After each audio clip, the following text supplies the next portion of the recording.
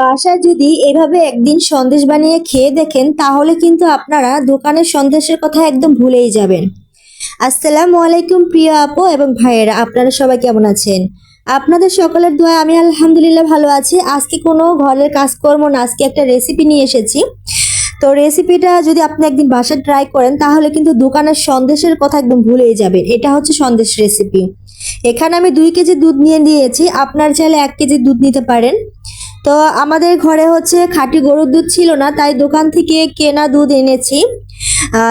2 KG দুধ এনেছি, এখন পাতিলের মধ্যে দিয়ে দিয়েছি। একদম যেহেতু বরফ সহ দিয়েছি, একটু গরম হতে সময় লাগবে। আমি ভালো করে নেড়ে চেড়ে হচ্ছে বরফটা গলিয়ে নিচ্ছিলাম। আমি অনেক সন্দেশ খেতে ভালোবাসি, কিন্তু টাকা এত দাম, মানে টাকার জন্য কিনতে পারি না। আর 1 পিস খেলে আমার মনে হয় না আমার মন ভরে, এজন্য আমি বাসায় বানিয়ে ফেললাম।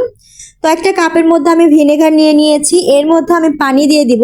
আর ভিনেগারটাও কিন্তু মাইশের কাছ থেকে চাইয়ে আনছি, যাই হোক আমার ঘরে ভিনেগারও ছিল না। আপনারা চাইলে লেবুর রস দিয়েও হচ্ছে ছানাটা করে নিতে পারেন। তো এখন আমি এই যে দুধটা বলক চলে এসেছে, এখন আমি এর মধ্যে ভিনেগারটা দিয়ে দিলাম। আর অনবরত খালি নাড়তে থাকবো যাতে হচ্ছে ছানাটা হয়ে যায়। এই যে মাশাআল্লাহ দেখুন ছানা হওয়া শুরু হয়ে গেছে। এই যে দেখুন কত সুন্দর ছানা হচ্ছে। আপনারা একবার চেষ্টা করলেই পারবেন। প্রথম অবস্থায় হচ্ছে আপনারা পারফেক্টলি বাসায় সন্দেশ তৈরি করতে পারবেন যদি আমার এই ভিডিওটা দেখে আপনারা তৈরি করেন। মাশাআল্লাহ অনেক সুন্দর ছানা হয়ে গেছে। আর এই যে দেখুন পুরোপুরি ছানা হয়ে গেছে। এখন আমি একটা ছাঁকনির সাহায্যে ছেঁকে নেব। আপনারা চাইলে একটা সুতি কাপড়ের মধ্যে ছাঁকতে পারেন। আর এই যে দেখুন 2 কেজি দুধের ছানা কতটুকু হয়েছে। আপনারা চাইলে 1 কেজি বা 2 কেজি ছানা করতে পারেন বা সন্দেশ করতে পারেন, এর কম কিন্তু হবে না। আর এই যে দেখুন আমি এটাকে হচ্ছে রেখে দিব পানি ঝরানো পর্যন্ত। আর সুতি কাপড় দিয়ে যদি আপনারা ছাঁকেন তাহলে কিন্তু পুটলির মতো বেঁধে কিছুর সাথে ঝুলিয়ে রাখতে হবে।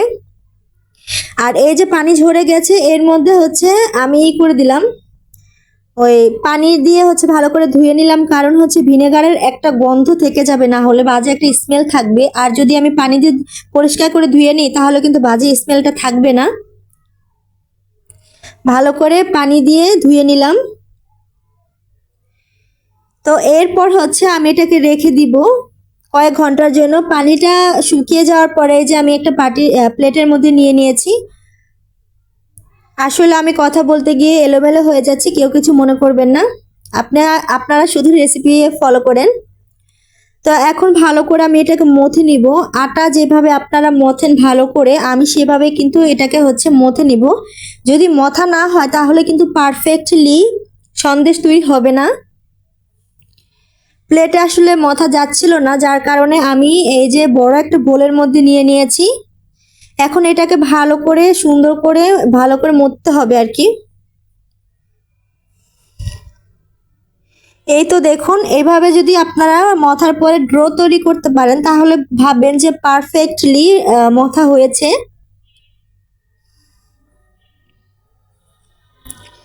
এই যে আমার মথা শেষ।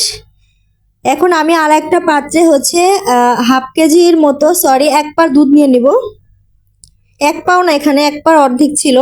তো গুঁড়ো দুধ নিয়েছি 2 প্যাকেট। আর যেহেতু এখানে 2 কেজি গরুর দুধ, আপনারা চেষ্টা করবেন 50 টাকা দামের যে গুঁড়া দুধ পাওয়া যায় সেগুলো দেওয়ার।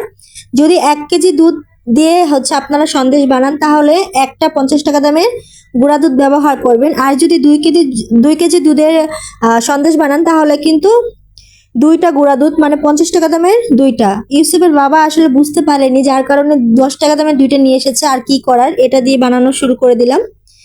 আর এখন কিন্তু ভালো করে নাড়াচাড়া করতে হবে, না হলে হবে না। আপনারা চাইলে গরুর দুধ দিয়ে হচ্ছে এটা করতে পারেন গুঁড়া দুধ ছাড়া, কিন্তু আমার মনে হয় গরুর দুধ দিয়ে করতে গেলে অনেক বেশি ঝামেলা হয়ে যায়, অনেক সময় লাগে আর কি, যেহেতু আমাদের সিলিন্ডার গ্যাস। সব দিক দিয়ে দেখতে হবে। তারপরে হচ্ছে এখানে আমি চিনি দিয়ে দিলাম স্বাদ মতো। আপনাদের স্বাদ মতো চিনি বাড়িয়ে কমিয়ে দিতে পারবেন, যে যতটুকু পছন্দ করেন ততটুকু দিতে পারবেন। তো এই যে দেখুন মাশাআল্লাহ অনেকটাই ঘন হয়ে গেছে।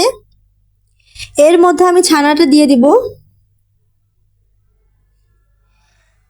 ছানাটা দিয়ে ভালো করে হচ্ছে আমি মিক্স করে নিব যাতে কোনো দানাদার না থাকে। দানাদার থাকলে কিন্তু খেতে ভালো লাগবে না আর পারফেক্টলি সন্দেশটা হবে না। তো আমাদের কি করতে হবে, ভালো করে চামচ দিয়ে নেড়ে চেড়ে দানাগুলো সুন্দর করে ভেঙে দিতে হবে।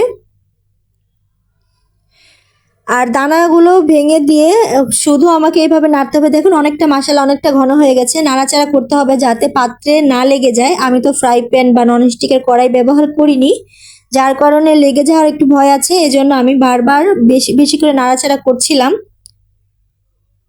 মশলা অনেকটাই ঘন হয়ে এসেছে, আর বেশি সময় লাগবে না। তো আমার হয়ে গেছে, আমি একটা বল নিয়ে নিয়েছি। যেহেতু আমার কোনো ডাইস নেই, মানে একটা হচ্ছে কেক বানানো বা সন্দেশ তৈরি করা ডাইস থাকে, ওগুলো কিছুই নেই আমার। আমার যা আছে ওই রকম ভাবে আপনাদের কাছে উপস্থাপনা করার চেষ্টা করি। তো আমি পাত্রের মধ্যে নিয়েছি, এখন গোল আকৃতির শেপ দিব সুন্দর করে। চামচ দিয়ে এদিকে ঘুরিয়ে ঘুরিয়ে তারপরে গোল গোল আকৃতির একটা শেপ দিব।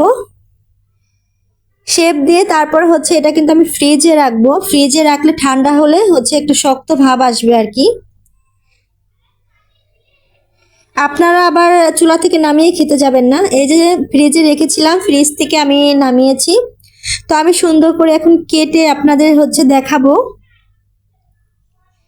সুন্দর করে কেটে নিচ্ছি। আলহামদুলিল্লাহ অনেক অনেক সুন্দর হয়েছে। আর যদি গুঁড়া দুধের প্যাকেট যদি আমি 50 টাকা দামে একটা দিতে পারতাম আরো ভালো হতো। অনেক অনেক পারফেক্টলি এইভাবে যদি আপনারা বাসায় বানিয়ে খান তাহলে আপনাদের অনেক টাকা সঞ্চয় হবে, মানে সাশ্রয় হবে। যাই হোক, তো আমার ভিডিওটি